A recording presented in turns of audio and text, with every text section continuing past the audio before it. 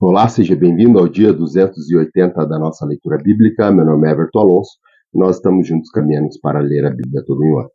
Peço que você possa deixar o teu curtir, o teu comentário, o teu compartilhar e ativar o sininho de notificações. Isso ajuda com que mais pessoas alcancem a essa palavra transformadora que a Bíblia Sagrada é capaz de fazer em nossas vidas. Hoje nós iremos ler em 1 Reis, no capítulo 10, iremos a Filipenses, no capítulo 1, iremos ao profeta Ezequiel, no capítulo 40, e finalizando a leitura de hoje, iremos a Salmo 91. Aqui, em 1 Reis, no capítulo 10, nós vamos fazer a leitura da rainha de Sabá fazendo uma visita a Salomão. Nós também vamos ver o esplendor do reino de Salomão e todas as suas coisas que ele fazia em majestade. Vamos à leitura? 1 Reis, capítulo 10. A rainha de Sabá soube da fama que Salomão tinha alcançado, graças ao nome do Senhor, e foi a Jerusalém para pô-lo à prova com perguntas difíceis. Quando chegou, acompanhada de uma enorme caravana, com camelos carregados de especiarias, grande quantidade de ouro e pedras preciosas, fez a Salomão a todas as perguntas que tinha em mente. Salomão respondeu a todas. Nenhuma lhe foi tão difícil que não lhe pudesse responder. Vendo toda a sabedoria de Salomão, bem como o palácio que ele havia construído, o que era servido em sua mesa, o alojamento de seus oficiais, os criados e os copeiros, todos uniformizados, e os holocaustos que ele fazia no templo do Senhor, a visitante ficou impressionada. Ela disse ao rei: tudo que eu ouvi em meu país acerca das tuas realizações e de sua sabedoria é verdade, mas eu não acreditava no que diziam, até ver com os meus próprios olhos. Na realidade, não me contaram nem a metade. Tu ultrapassas em muito o que eu ouvi, com tanta sabedoria como em riqueza. Como devem ser felizes os homens da sua corte, que continuamente estão diante de ti e ouvem a tua sabedoria. Bendito seja o Senhor, o teu Deus, que se agradou de ti e te colocou no trono de Israel. Por causa do amor do eterno do Senhor para com Israel, ele te fez rei para manter a justiça e a retidão. E ela deu ao rei 4.200 quilos de ouro e grande quantidade de especiarias e pedras preciosas. Nunca foram trazidas tantas especiarias quanto as que a rainha de Sabá deu ao rei Salomão. Abre parênteses. Os navios de Irão, que carregavam ouro de Ofir, também trouxeram de lá grande quantidade de madeira, de junípero e de pedras preciosas. O rei utilizou a madeira para fazer a escadaria do templo do Senhor e a do palácio real, além de harpas e liras para os músicos. Nunca mais foi importada nem se viu tanta madeira de junípero. Fecha parênteses. O rei Salomão deu à rainha de Sabá tudo o que ela desejou e pediu, além do que já tinha dado por sua generosidade real. Então ela e seus servos voltaram ao seu país. O peso do ouro que Salomão recebia anualmente era de 23.300 quilos, fora os impostos pagos pelos mercadores e comerciantes, por todos os reis da Arábia e dos seus governadores dos países. O rei Salomão fez 200 escudos grandes de ouro batido, utilizando 3,6 kg de ouro em cada um. Também fez 300 escudos pequenos de ouro batido, com 1,8 kg de ouro cada um. O rei os colocou no palácio das florestas do Líbano. O rei mandou fazer ainda um grande trono de marfim revestido de ouro. O trono tinha 6 degraus, e seu encosto tinha a parte alta arredondada. Nos dois lados do assento havia braços, com um leão junto a cada braço. Havia 12 leões nos 12 degraus, um em cada ponta de cada degrau. Nada igual havia sido feito em outro reino. Todas as taças do rei Salomão eram de ouro, bem como todos os seus utensílios do palácio da floresta do Líbano. Não havia nada de prata, pois a prata quase não tinha valor nos dias de Salomão. O rei tinha no mar uma grande frota de navios mercantes, com os navios de Irão. Cada 3 anos a frota voltava trazendo ouro, prata, marfim, macacos e pavões. O rei Salomão era o mais rico e o mais sábio de todos os reis da terra. Gente de todo mundo pedia audiência a Salomão para ouvir a sabedoria que Deus lhe tinha dado. Ano após ano, todos os visitantes traziam algum presente: utensílios de prata e de ouro, mantos, armas, especiarias, cavalos e mulas. Salomão juntou carros e cavalos, possuía 1.400 carros e 12.000 cavalos, dos quais mantinha uma parte nas guarnições de algumas cidades e outras perto dele, em Jerusalém. O rei tornou a prata tão comum em Jerusalém quanto as pedras, e o cedro tão numerosos quanto as figueiras bravas de Cefelá. Os cavalos de Salomão eram importados do Egito e da Cilícia, onde os fornecedores do rei os compravam. Importavam do Egito um carro por 7 quilos e 200 gramas de prata, e um cavalo por 1 quilo e 800 gramas, e os exportavam para todos os reis dos hititas e dos arameus. Vamos agora ao Novo Testamento. Hoje nós iremos iniciar a leitura da carta do apóstolo Paulo aos irmãos em Filipe. Essa carta é direcionada aos filipenses. No capítulo 1, aqui o apóstolo Paulo ele vai começar dizendo da ação de graça e orações que ele tem feito pelo povo. E ele também fala que os sofrimentos dele contribuiu para a expansão do evangelho de Cristo. Vamos a essa leitura do apóstolo Paulo aos irmãos em Filipe. Diz assim, Filipenses capítulo 1. Paulo e Timóteo, servos de Cristo Jesus, a todos os santos em Cristo Jesus que estão em Filipos, com os bispos e diáconos, a vocês graça e paz da parte de Deus, nosso Pai, e do nosso Senhor Jesus Cristo. Agradeço ao meu Deus toda vez que lembro de vocês. Em todas as minhas orações em favor de vocês, sempre oro com alegria por causa da cooperação que vocês têm dado ao Evangelho desde o primeiro dia até agora. Estou convencido de que aquele que começou a boa obra em vocês vai completá-la até o dia de Cristo Jesus. É justo que eu assim me sinta a respeito de todos vocês, uma vez que os tenho em meu coração, pois, quer nas correntes que me prendem, quer nos defendendo e confirmando o Evangelho, todos vocês participam comigo da graça de Deus.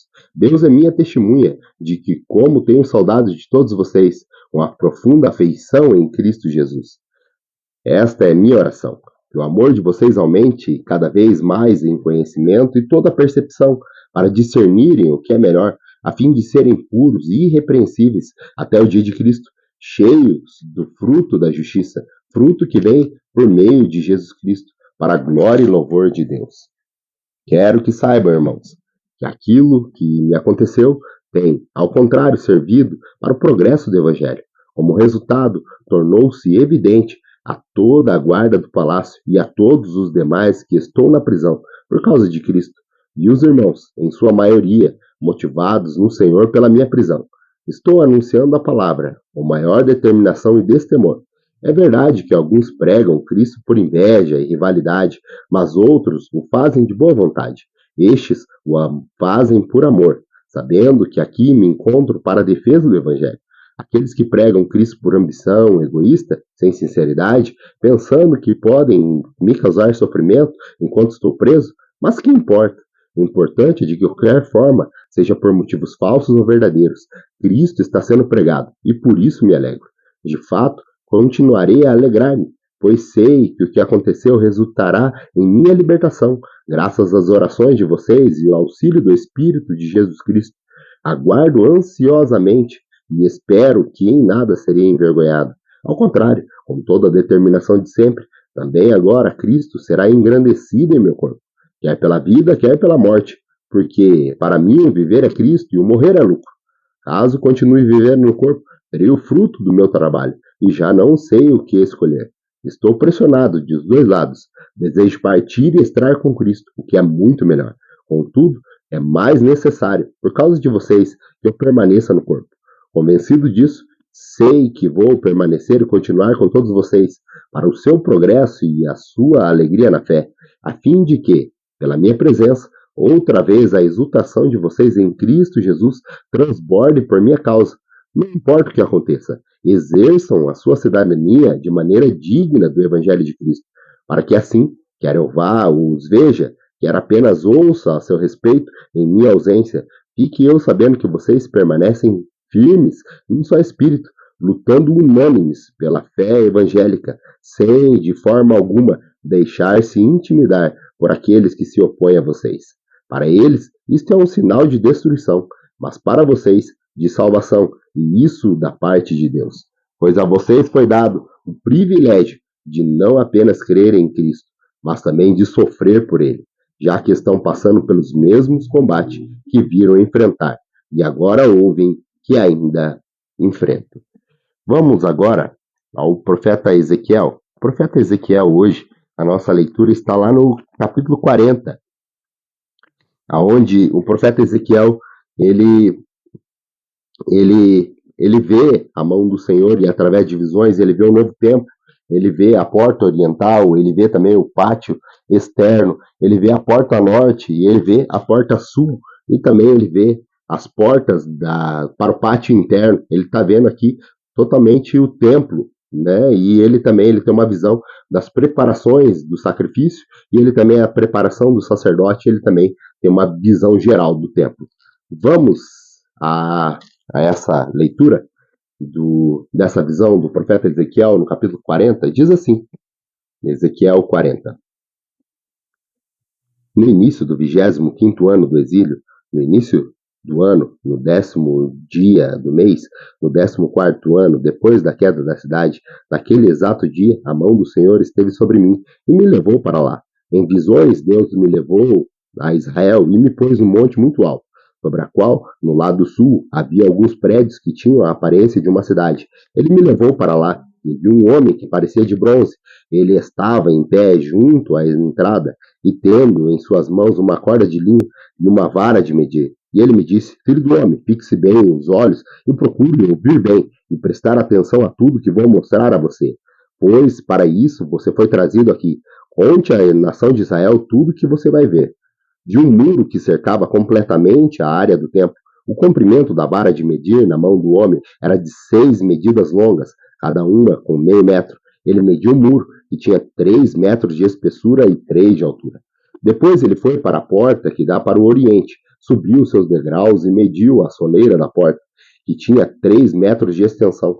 As salas das guardas tinham 3 metros de comprimento e 3 metros de largura. As paredes, entre elas, tinham 2,5 metros de espessura. A soleira da porta, junto ao pórtico, defronte do templo, tinha 3 metros de extensão.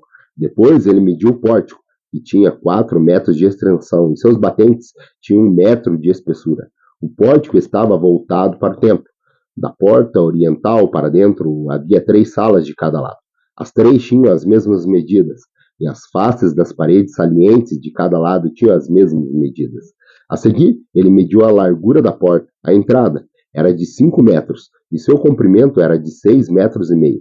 Defronte de cada sala havia um muro de meio metro de altura, e os nichos eram quadrados, com 3 metros em cada lado.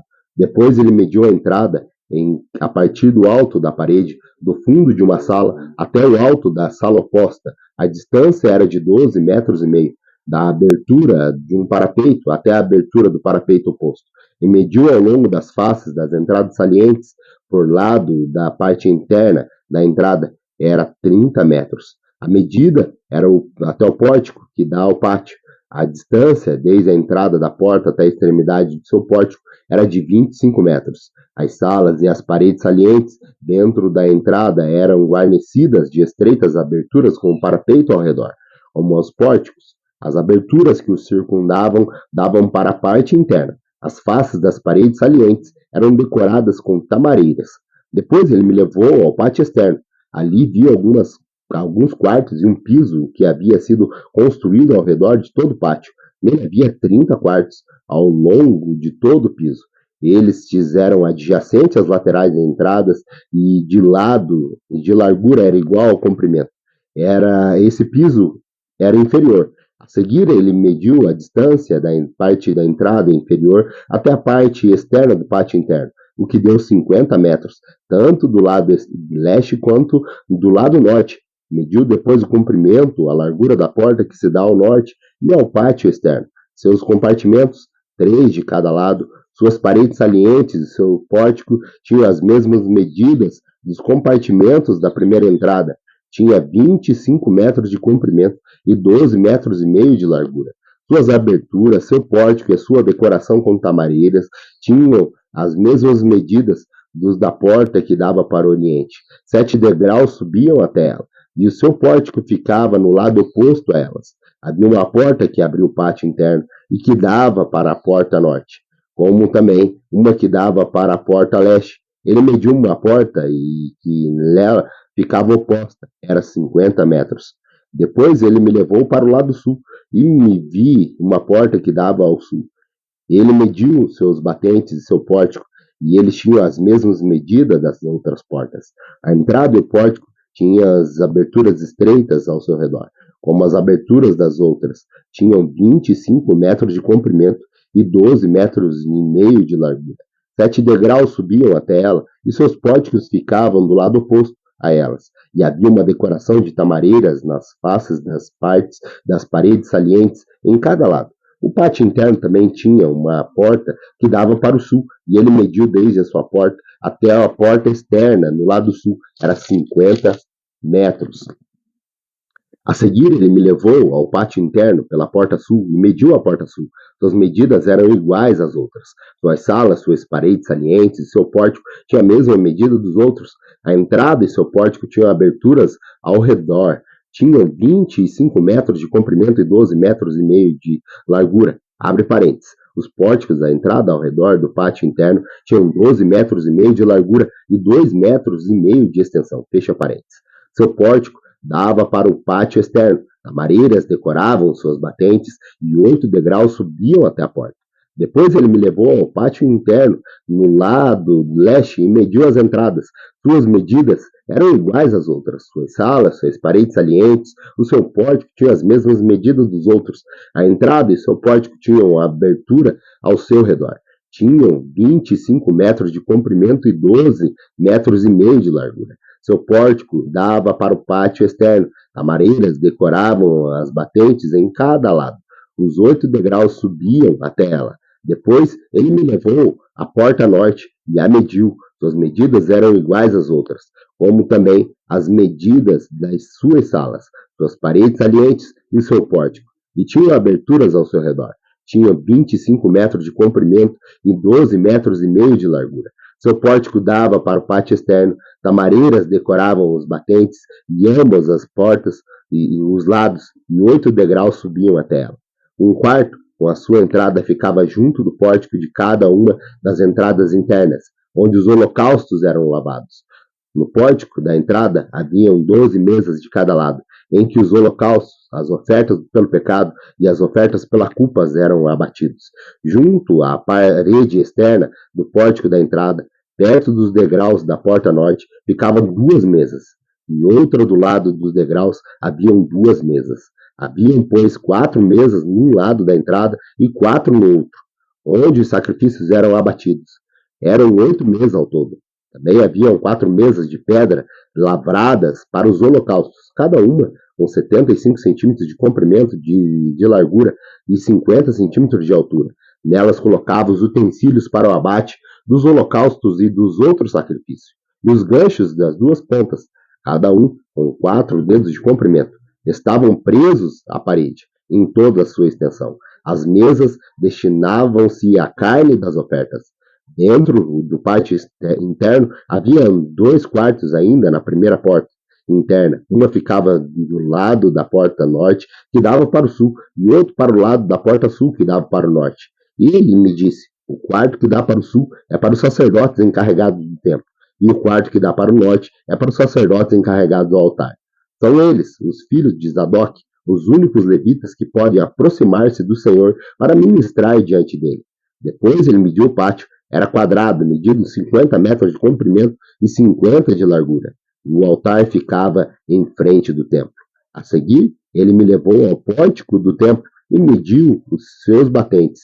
E eles tinham 2 metros e meio de largura, em ambos os lados. A largura da entrada era de 7 metros e as suas paredes salientes tinham 1,5 metro de largura em cada lado. O pórtico tinha 12 metros de largura e 6 metros de frente dos fundos. Havia um lance de escadas que dava acesso a ele, e 3 colunas em cada lado dos batentes.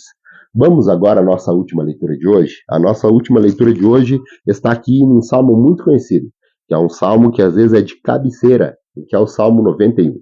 Esse salmo dispensa explicações, mas é um salmo que nos faz remeter ao poder do Senhor e ao poder da sua guarida sobre as nossas vidas. Vamos à leitura? Salmo 91.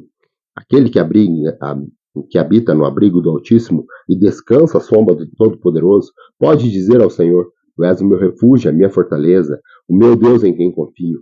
Ele livrará do laço do caçador, do veneno mortal, e ele o cobrirá com suas penas, e sobre as suas asas você encontrará refúgio. A fidelidade dele será como um escudo protetor. Você não temerá o pavor da noite, nem a flecha que voa de dia, nem a peste que se move sorrateiramente nas trevas, nem a praga que devasta no meio-dia. 1.000 poderão cair ao teu lado, 10.000 à tua direita, mas nada o atingirá. Você simplesmente olhará e verá o castigo dos ímpios. Se você fizer do Altíssimo o seu abrigo, do Senhor o seu refúgio, nenhum mal o atingirá. Desgraça alguma chegará à sua tenda, porque os anjos ele dará ordem ao seu respeito, para que o protejam em todos os seus caminhos. Com as mãos ele o segurarão, para que você não tropece em alguma pedra. Você pisará o leão e a cobra, pisoteará o leão forte e a serpente, porque ele me ama, e eu o resgatarei, eu o protegerei, pois conhece o meu nome. Ele clamará a mim, e eu darei resposta, e na adversidade estarei com ele. Vou livrá-lo e cobri-lo de honra. Vida longa eu lhe darei, e lhe mostrarei a minha salvação. Grato pela tua companhia, se Deus nos permitir, nós retornamos amanhã para mais um dia da nossa leitura bíblica. Até lá.